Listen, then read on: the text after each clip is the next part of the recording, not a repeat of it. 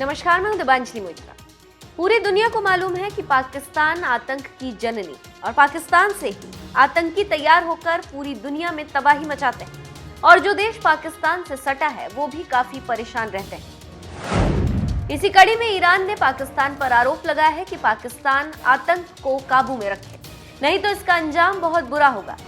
तो वहीं जवाबी हमले में पाकिस्तान ने कहा कि ईरान झूठा और बेबुनियाद आरोप न लगाए, बल्कि ईरान की सरजमी से पाकिस्तान में आतंकी दहशत फैलाते हैं। पाकिस्तान का आरोप है कि अलगाववादी बलूच लिबरेशन आर्मी चरमपंथी हमलों को अंजाम देने के लिए ईरान की जमीन का इस्तेमाल करते हैं। इसी संबंध में पाकिस्तान के सेना प्रमुख जनरल कमर जावेद बाजवा ने ईरानी सेना प्रमुख मेजर जनरल मोहम्मद बकेरी से बात की। उन्होंने कहा कि पाकिस्तान अपने पड़ोसी देशों के साथ रिश्ते में परस्पर सम्मान और बराबरी के साथ जीना चाहता है और इसके साथ ही साथ ये भी चाहता है कि कोई दूसरा देश दखलंदाजी न करे। हाल के दिनों में ये दूसरा मामला है जब दोनों देशों के रिश्तों में किसी मुद्दे को लेकर खटास पैदा हुई। पिछले दिनों पाकिस्तान ने आरोप लगाया था कि उसकी आपत्ति के बावजूद कोरोना के दौर में ईरान ने 5000 लोगों को वापस पाकिस्तान भेज दिया। पाकिस्तान के विदेश मंत्री शाह महमूद कुरैशी ने पाकिस्तान में कोरोना वायरस का संक्रमण फैलने के लिए ईरान को जिम्मेदार ठहराया था। शुक्रवार को बलूचिस्तान में फ्रंटियर कॉर्प्स के गश्ती दल पर हमला हुआ था, जिसमें 6 सैनिक मारे गए थे। इस हमले की जिम्मेदारी बलोच लिबरेशन आर्मी ने ली थी। पाकिस्तानी सेना की ओर से जारी बयान में कहा गया है कि दोनों सेना प्रमुखों ने सीमा पर सुरक्षा उपाय कड़े करने पर सहमति जताई। पाकिस्तान के उलट ईरान का आरोप है कि पाकिस्तान की धरती का इस्तेमाल ईरानी चरमपंथी करते हैं। दोनों देशों के बीच ये आरोप प्रत्यारोप लंबे समय से चला आ रहा है।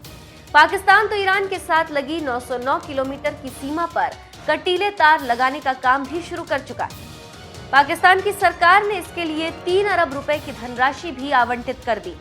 पिछले साल फरवरी में जब ईरान के रिवॉल्यूशनरी गार्ड्स पर हमला हुआ था तो ईरान ने पाकिस्तान को कड़ी चेतावनी दी थी और इस हमले में रिवॉल्यूशनरी गार्ड्स के 27 जवान मारे गए थे।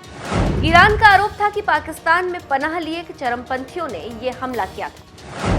लेकिन पिछले साल अप्रैल में जब बलूच में पाकिस्तानी सैनिकों पर हमला हुआ तो पाकिस्तान ने इसके लिए ईरान में मौजूद बलूच अलगाववादियों को जिम्मेदार बताया।